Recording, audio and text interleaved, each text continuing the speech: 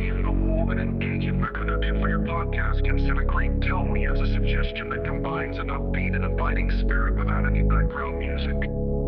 Welcome to Tangelic Talks, your go-to podcast from Tangelic, where we dive into the vibrant world of clean energy, development, sustainability, and climate change in Africa. We bring you inspiring stories, insightful discussions, and groundbreaking innovations from the continent making waves in the global community. Tune in and join the conversation toward a brighter, greener future. Let's get started.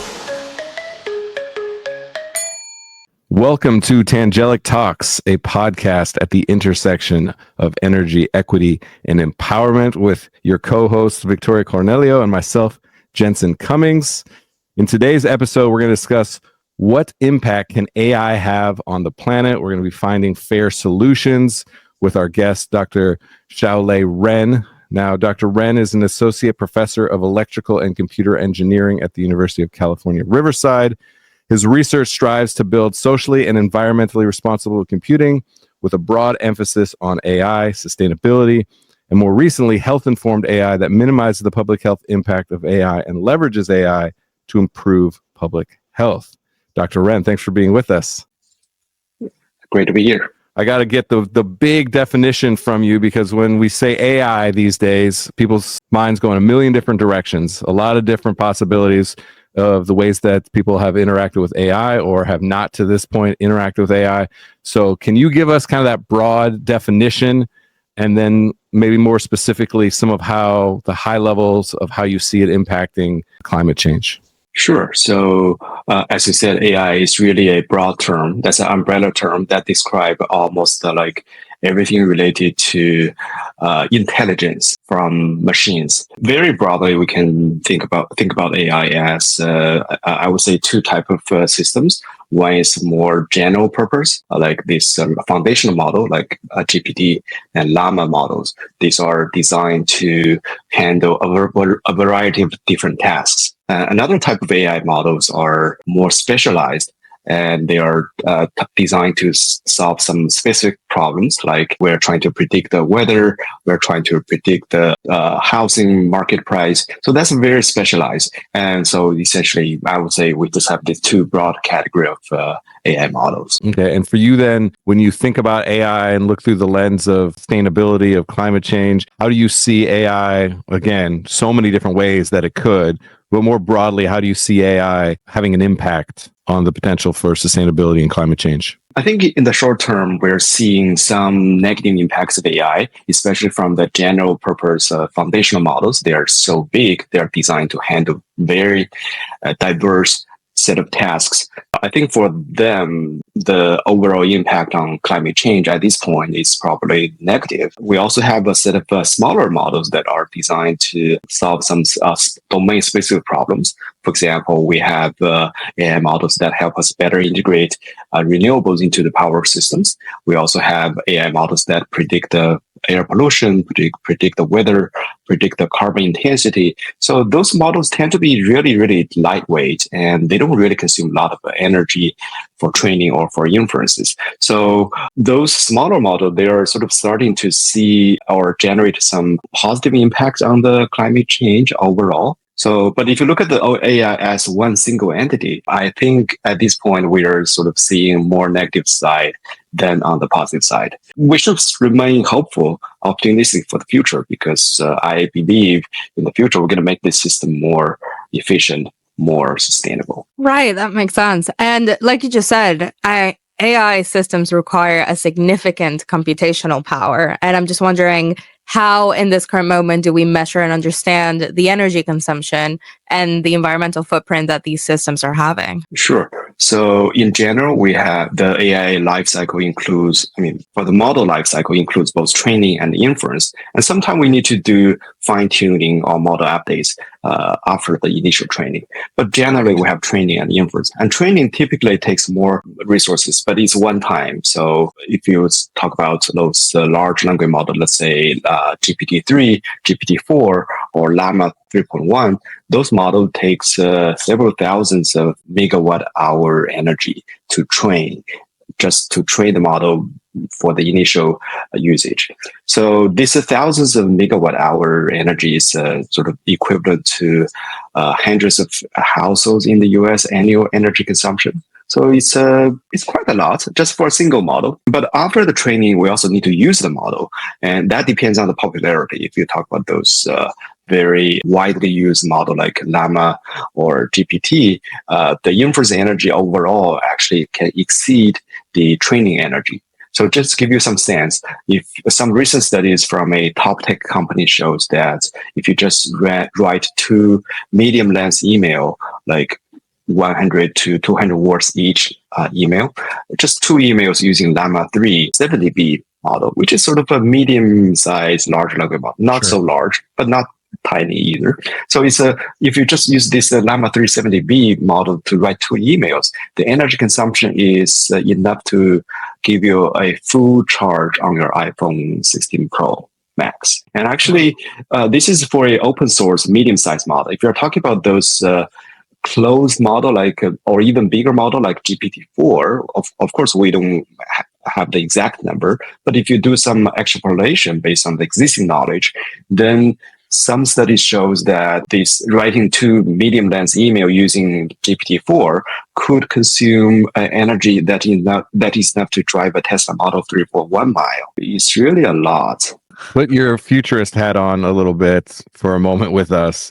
Is there a point in the future that you're looking at where you believe there'll be a critical mass of both the technology, the training, as well as then the infrastructure around that energy consumption, where you see all of a sudden the return being worth the lack of efficiency in the short term? A challenging question to answer, but because I can't really predict the exact timeline for when. I need a date and an exact time. You can go by Pacific time. But give us a general sense of that, because then I think it can put people off of the potential to utilize and train these models and develop further efficiencies and infrastructure to be able to support them. Do you see that being something that we can start to see those end roads within 5 years, within 10 years? What is there a timeline? My general guess is probably 5 to 10 years. We're going to see dramatic improvement in the energy efficiency, especially in the power efficiency, because power efficiency and energy efficiency are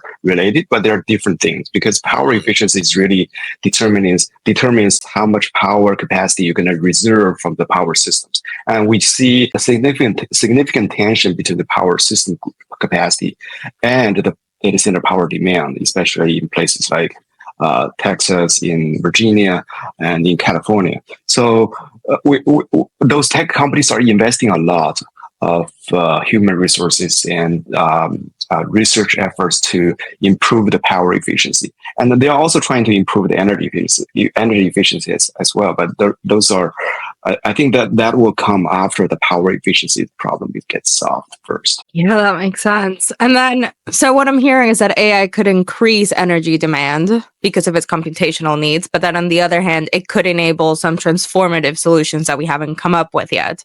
So how do we sort of start balancing these opposing dynamics, since we don't have a timeline to look at?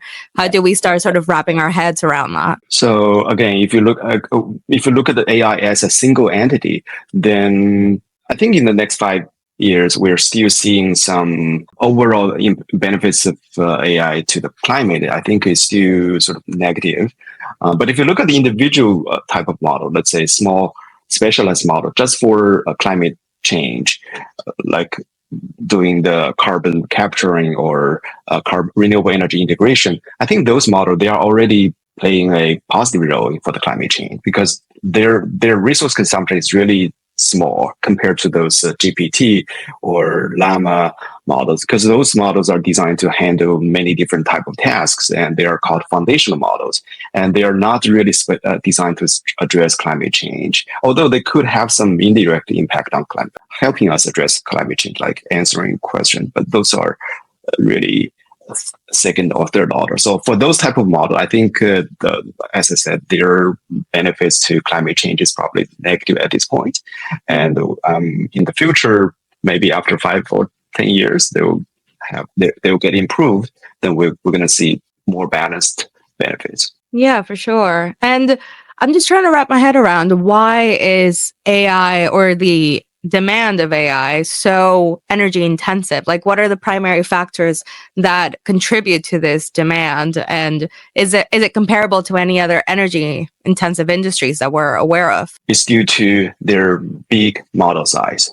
So previously we had a vision model, but those models tend to have several hundred millions of parameters. But now, if you're talking about the foundational model like GPT or Llama, they have many billions of parameters. And the newer Llama 3.1 has the full size is 405 billion parameters, and GPT-4 is commonly believed to have 1.8 trillion parameters. So this large number of parameters just means you need to have so much data, so much compute resources to train the model parameters, because you don't want to have random parameter for the model. That's useless. So, and also for each inference, you're going to go through many hundreds of billions of calculations to just give you one single output. So overall, this huge amount of calculation requires a lot of hardware and also energy consumption.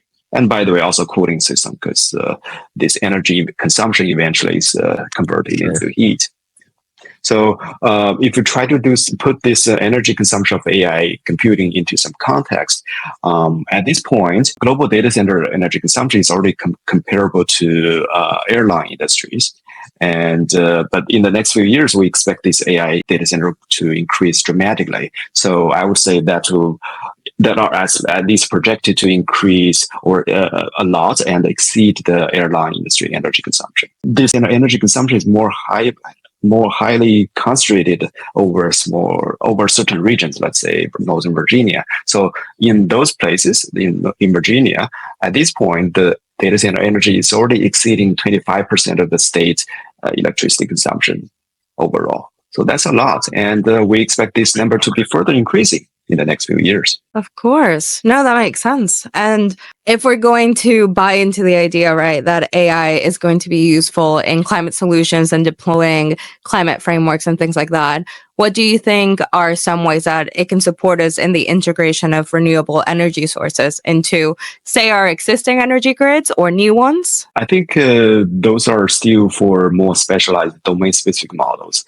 And in power system, in climate change areas, people are already using these AI models to helping them manage the power system and integrate the renewables into the power system and predict the carbon intensity to plan the carbon-aware scheduling. So there are a lot of usage already and in those domains. But if you, again, for those large model, foundational model, the usage of their models for climate change is because they're designed to, by nature, to handle a variety of tasks. So climate change is just one of the many usage scenario for those models. So I think those models, maybe they can help us plan how many solar panels we want to install for each household.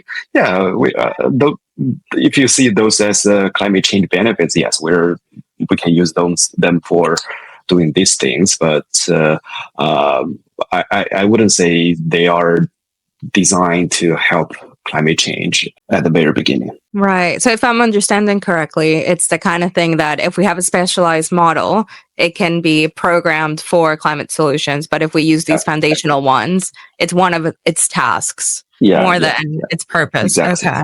Exactly. Just like if you buy a computer to do some simple calculators, yeah, you can do that, but the computer is not designed to just give you a calculator function. It's a little bit of overkill on that front. Yeah.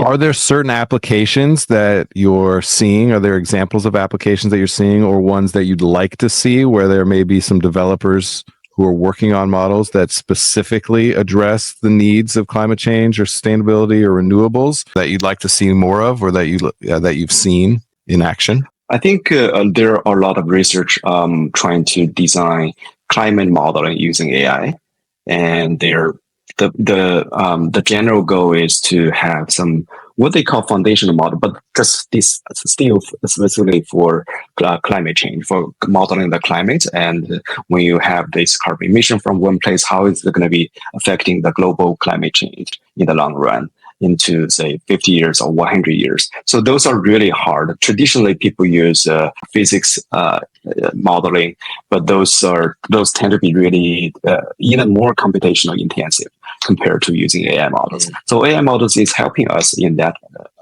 front to speed up the modeling, and then we can take actions on top of the model output. So we're already seeing that. I think there are increasing amount of efforts in this space. And I was just attending a climate change AI workshop in Europe last week. So I saw a lot of AI applications for this climate change efforts.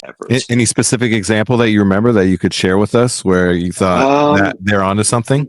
So I saw a project from Caltech, actually from one of my collaborators. So I was not involved in that project, by the way. So they designed the machine learning model to manage the batteries to better smooth the demand and reduce the carbon emission. So I think that's a very cool application of AI. And actually, if you look at the model size, it's really tiny compared to almost nothing compared to the GPT, which has like more than 100 billion parameters. So there's basically those models for managing the batteries. Is the computational demand of the model itself? It's just negligible, but its potential benefits is huge. Wow. Thank you for sharing that. Yeah, there we go. A bit of optimism bringing in, right? And in that sense as well, there's a lot of talk about AI having some ethical issues or technical risks. Any solution or new technology or innovation that we bring in will always have these risks, right? So if we think of it as deploying AI in climate solutions, what are some of those ethical or technical risks that we might be facing? Yeah, so I think in terms of the climate change, it's because AI has this huge carbon emission overall as a single entity. They do have a lot of carbon emissions, and this could definitely play a negative role for the climate change, at least in the next few years. Also, they have this water consumption, which is probably one of the most direct impact of climate change, because we're seeing this water drought is becoming more increasingly seen in many parts of the world. And so yeah, the long-term climate change and the short-term or regional water stresses, those are the environmental impacts. Additionally, we also did some recent studies on the local air quality. So it's not, by local, I mean, it's not really within a small radius, it's actually across the whole country. So, for example, we showed that the backup generators in Virginia could contribute to a public health burden of $200 to $300 million a year, and that impacts not only limited to Loudoun, Fairfax County. Actually, they travel across the whole country, even reach as far as Florida. So this is just for Virginia, and if you look at the whole country, the public health impact is valued up to more than $20 billion in 2030 if we're not taking any actions now. Yeah, this is through the emission of criteria air pollutants like PM2, particulate matter 2.5, and now nitrogen oxides, sulfur dioxide. So this is a different type of emission from the carbon emission or greenhouse gas emissions. Greenhouse gas really goes into I think there's a technical term, but it goes, atmospheric circles, and then it affects the global climate.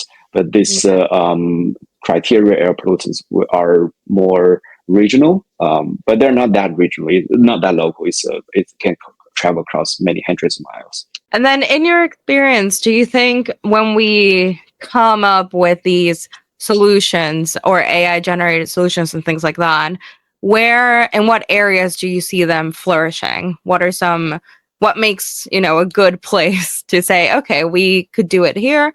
Or is it more, it's something that you can adapt to different contexts? So AI typically is good for doing things that are more predictable, have less certainties. For example, if you do something routine, let's say we just draft an email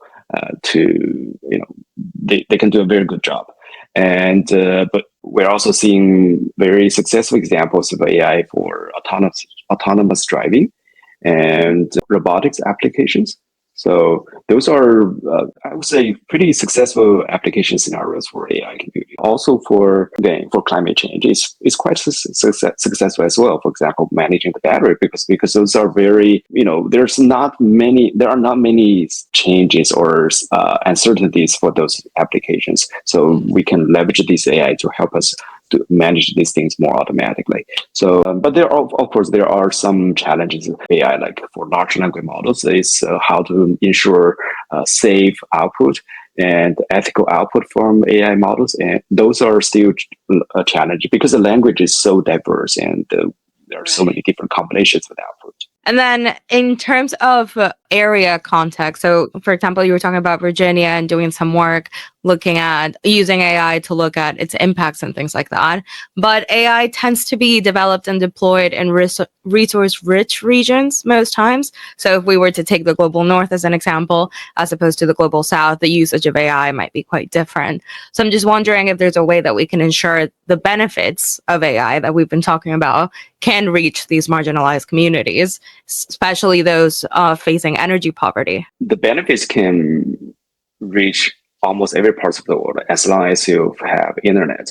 But the environmental burden is often disproportionately affecting certain communities. So even though you look at Virginia, those most affected counties, based on our study, are marginalized communities. They have median income to the county to state ratio in terms of the median income is median household income is about just 60%, and predominantly Black communities. Actually, in Emporia City, that's a place which has the natural gas power plants to support the data center in Northern Virginia, and also some places in West Virginia, because those are providing the energy to data centers in Loudoun County next to their county. So I think this environmental burden is really disproportionately distributed, but the benefits it can actually reach the global south already. But and we're also seeing some data centers moving to the global south, including many developing countries. So we're seeing some data centers being built over there. Yeah, that makes sense. Can you expand a little bit on what these benefits are on the global south, like how we can see them? As long as they have internet access, most of them already have. So they could just use the AI in the same way as we do. And also we can have the specialized AI for their requirements. For example, I've seen some studies using AI to help allocate the water resources within the small communities. Because those are the, in the US, there's no such problem. You don't really have to allocate water in a small local community. But in those African countries, they do have to allocate water in a fair manner to different households within the small community. So they can use algorithmic approaches based on AI to automate this process. We're also seeing AI helping local communities draft some regulations, some rules. So there are a lot of benefits for those communities for the global south. It sounds like using AI as this tool to implement climate solutions rather than as the solution itself, if I'm understanding you correctly. Yeah. That's great. So then you keep saying that if you have access to the internet or you have technology, then you can use AI. But then when it comes to addressing energy access challenges, say in rural or off-grid areas, is there any way where AI can help us with that? AI can help, but the main part is still has to rely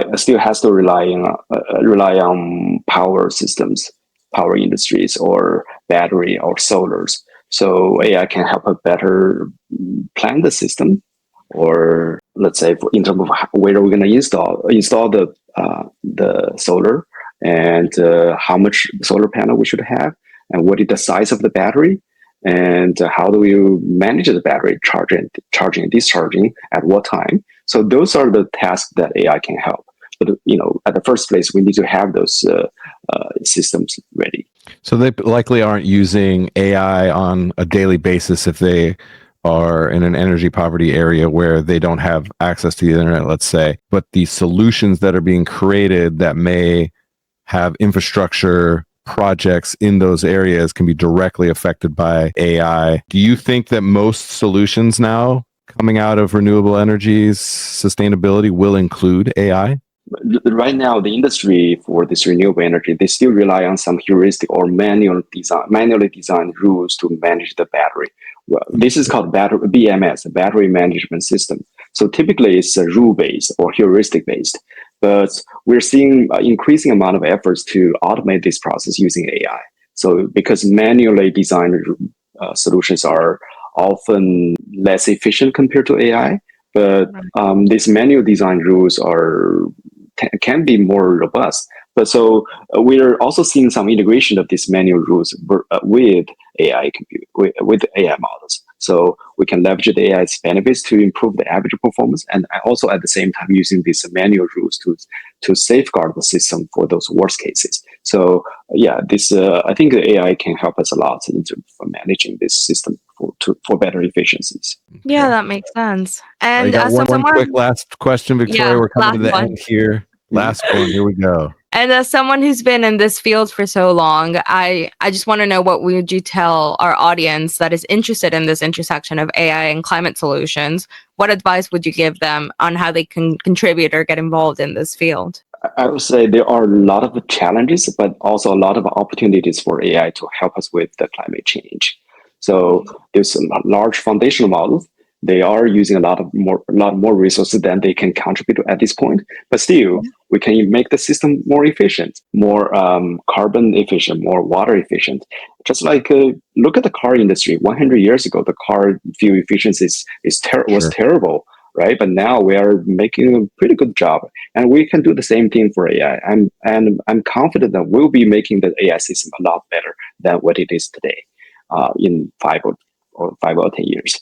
So yeah, we should. I'm personally still open to AI. I think this is something we're seeing some challenges, but we do and we will have solutions to these systems. Great. Thank you so much. Great way to end that. So, all right, everybody tuning in, we appreciate you all for being a part of this conversation.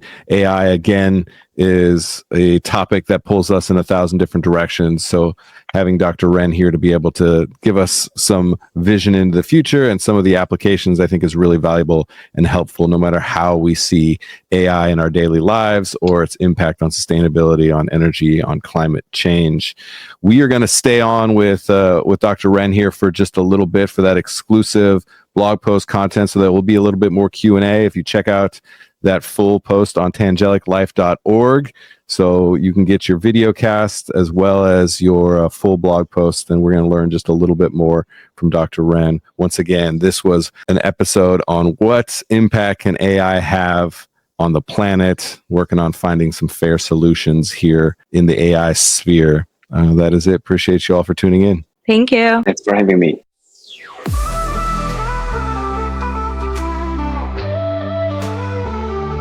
Let's talk power, let's talk change. From rural lights to brighter days. Equity rising, voices strong. We're building tomorrow where we all belong. Tangelic Talks, energy, equity, pride. Empowering the world, side by side. A spark becomes a fire, a vision that's true. Together we rise, it starts with you.